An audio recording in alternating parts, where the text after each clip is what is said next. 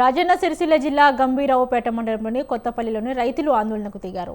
App ద్వారా కాకుండా నేరుగా యూరియాను అందించాలని రైతులు డిమాండ్ చేశారు. యాప్ విధానంతో చాలా మంది రైతులు ఇబ్బందులు పడుతున్నారని, సాంకేతిక సమస్యలతో ఎరువులు సకాలంలో అందడం లేదని ఆవేదన వ్యక్తం చేశారు. కీలక దశలో యూరియా అందక పంటలు దెబ్బతింటున్నాయని, ప్రభుత్వం వెంటనే స్పందించి పాత విధానంలోనే నేరుగా యూరియా పంపిణీ చేయాలని డిమాండ్ చేశారు.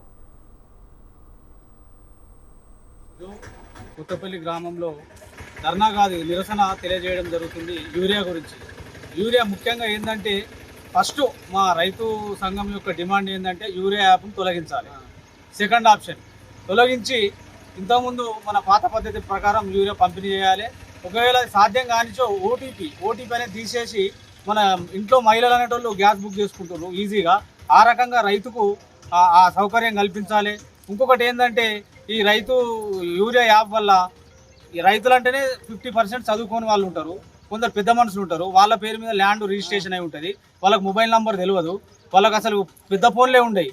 60-70% తల్లిదండ్రుల పేరు మీద ఉంటుంది భూమి, కొడుకుల పేరు మీద ఉంటుంది. కొడుకులు చదువుకున్నా కానీ వాళ్ళు అందుబాటులో ఉండలేరు. వాళ్ళ తల్లిదండ్రులు టైంకు బుక్ చేసుకోలేక ఇబ్బంది పడి పంట నష్టం జరుగుతుంది. పోయిన సంవత్సరం సగం పంట వచ్చింది యూరియా టైంకు అందుబాటులో లేక. దయచేసి మేము కొత్తపల్లి రైతు సంఘం ఆధ్వర్యంలో ఈరోజు నిరసన చేస్తున్నాం. మా యొక్క డిమాండ్ ఏంటంటే యూరియా యాప్ను తొలగించాలి. మాకు